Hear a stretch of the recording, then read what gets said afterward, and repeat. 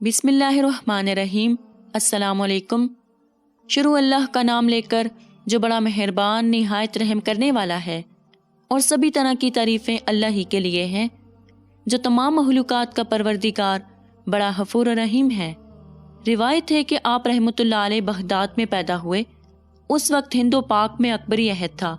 والدین چھوٹی عمر میں انتقال کر گئے اور بعض و باش لوگوں نے آپ رحمۃ اللہ علیہ کو کسی ہندو کے ہاتھ فروخت کر دیا جو آپ سے سخت کام لیتا تھا، مگر آخر میں وہ آپ رحمۃ اللہ علیہ کی خدمت سے متاثر ہوا اور انہیں آزاد کر دیا۔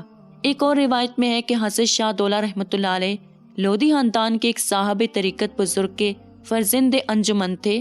آپ کی طفولیت میں ہی آپ کے والد گرامی انتقال فرما گئے۔ رشتہ داروں اور عزیزوں نے معصوم شاہ دولہ رحمۃ اللہ علیہ پر کوئی توجہ نہ دی۔ پڑوسی کبھی کبھی اپنا بچہ کچا کھانا آپ کو دے دیا کرتے تھے۔ ایک دفعہ حضرت شاہ دولہ رحمۃ اللہ علیہ کئی روز سے بھوکے پیاسے تھے۔ آپ کے پاس سونے اور رہنے کے لیے بھی کوئی ٹھکانہ نہ تھا۔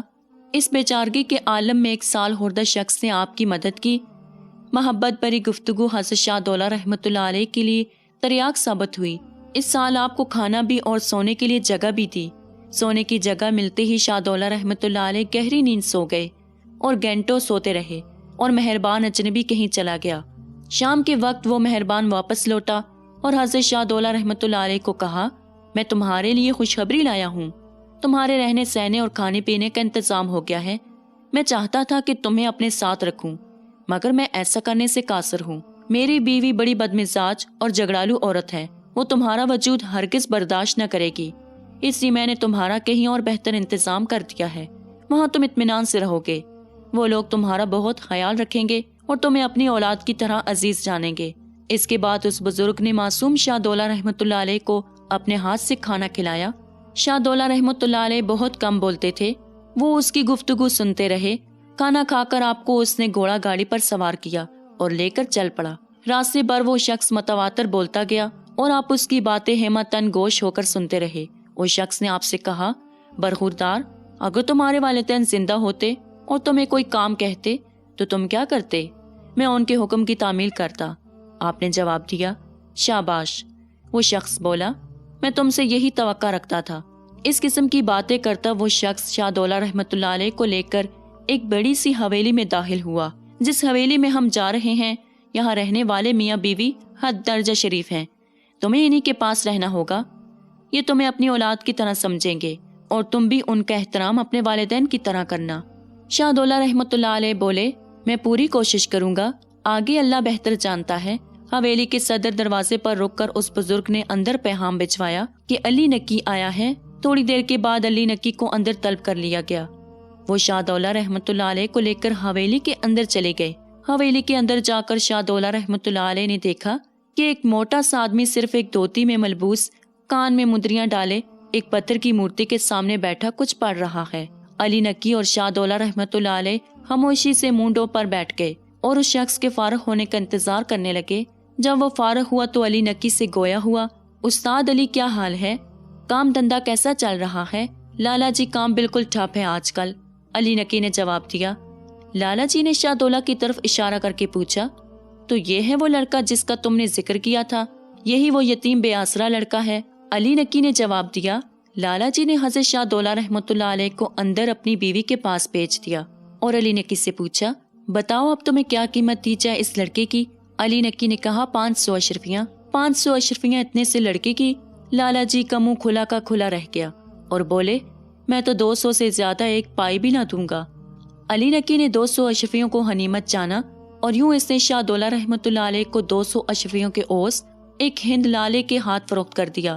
حضرت شاہ دولہ رحمۃ اللہ علیہ دن رات اس ہند لالا اور اس کی بیوی کی مختلف خدمات سر انجام دیتے۔ گھر کی صفائی، پانی بھرنے کے علاوہ وہ لالا اور اس کی بیوی کے کپڑے بھی دھوتے۔ رات کو دیر تک لالا کے پاؤں بھی دباتے تھے اور جب چھٹی ملتی تو عبادت میں مشغول ہو جاتے۔ اسی طرح کئی سال گزر گئے۔ جب آپ سن شعور کو پہنچے تو آپ میں اللہ نے ایک حیرت انگیز خاصیت پیدا کر دی۔ وہ یہ تھی کہ جو بات کہتے وہ سچ ثابت ہوتی تھی۔ ایک روز آپ نے لالا کی بیوی سے کہا، آج آپ کی بہن آ رہی ہے۔ حالانکہ اس کے آنے کے کوئی امکان نہ تھے، مگر وہ شام تک پہنچ گئی۔ اس طرح ایک دن لالا نے آپ سے پوچھا، شاہ دولہ رحمۃ اللہ علیہ، تمہیں جو شخص علی نکی میرے پاس فروخت کر گیا تھا، اس کا کچھ حال معلوم ہے؟ آپ نے جواب دیا وہ قتل ہو گیا ہے، اس کو ایک مغل شہزادے نے برچی سے ہلاک کیا ہے۔ اب تو لالا آپ کے پاؤں پکڑ کر بیٹھ گیا اور عرض کیا، ہم لوگوں نے اتنے عرصے آپ کی گستاخی کی اور آپ سے کئی نہ لینے والے کام بھی لیے، ہم معافی چاہتے ہیں۔ حضرت شاہ دولہ رحمۃ اللہ علیہ نے جواب دیا، آپ لوگ اس طرح مجھ سے معافیاں نہ مانگے، میں خدا کی رضا پر صابر شاکر ہوں۔ اس نے مجھے جس کام پر مامور کیا میں نے وہ سر انجام دیا۔ یہ سن کر لالا نے آپ سے عرض کیا، میرا بھائی ایک عرصہ سے غائب ہے، اس کا کوئی پتہ بتا دیں کہ وہ زندہ ہے یا مر گیا ہے۔